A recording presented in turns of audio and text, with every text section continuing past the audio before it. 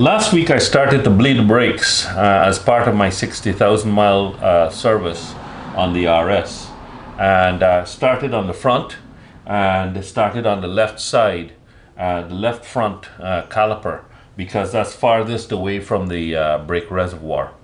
And I slackened off the speed bleeder. This is the very first time I'm going to use the speed bleeders that I installed in a previous video.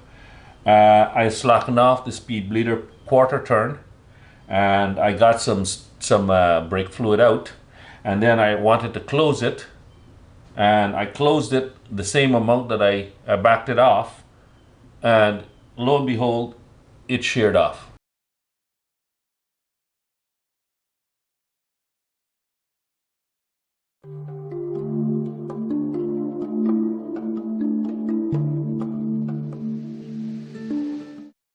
So as you can see, it sheared off pretty flush with the top of this nut here. And this is the part that came off. So how to get the remaining part of the speed bleeder out, I wasn't sure how to do it at the time, and I went and I ordered the part that holds this brake line in place, which is a vent valve, I believe. It's a vent, I forget what they call it. I'll put it up on the screen. But it has the original bleed valve in it. So I went and I ordered that. But then I subsequently read that you can use something like an Allen key with the right, just the right size, just a little bit oversized, to, force it in there and then see if you can back it off. Because this thing is not supposed to be at a very high torque tightening anyway. So you should be able to back it off, one would think. So I'm gonna go ahead. I've got this this Allen key. I'll put the size up in a minute. I don't think I can see it right now. But anyway, I'll hit that in and see if I can take it off. If not, then I have to go and remove this whole thing, and it's gonna be a big operation because I'll have to take the caliper off and all that just to make sure that I save my, my pads. I don't wanna foul the pads. So let me go and stick that in there and show you any progress that I get. So I banged it in. It's a 1/8 Allen key. I banged it in with this hammer gently, trying to get it as perpendicular as possible. And then I just applied some twisting to it. And I think I got it to move. So I put the handle back on this thing here, and let's see. No, it's not moving.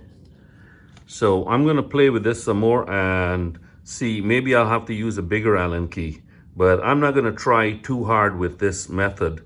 I don't know what, I guess because it's got some thread locker in there, it's bound up a little bit tighter than I expected.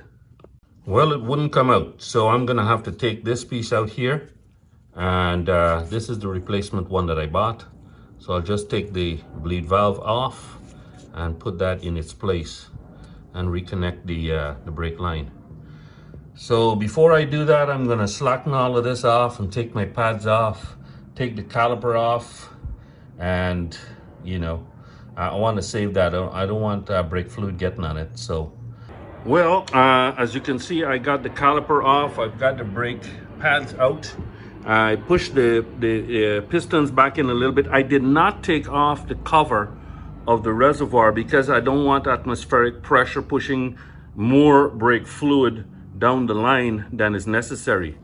But I managed to fight with this. This is the hardest part of this whole job, is threading this thing back in there while you're trying to keep everything lined up and holding this caliper in your hand.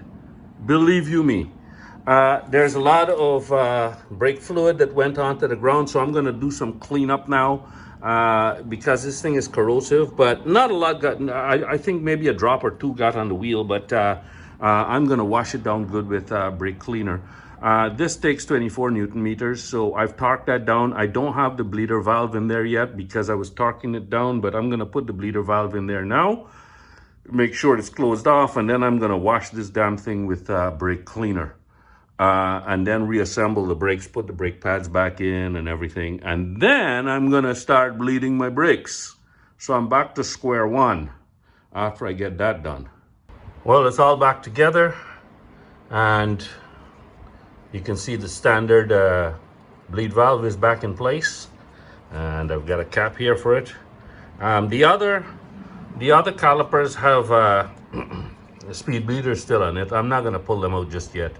Probably bleed the brakes right now and using them because it's easier, I guess.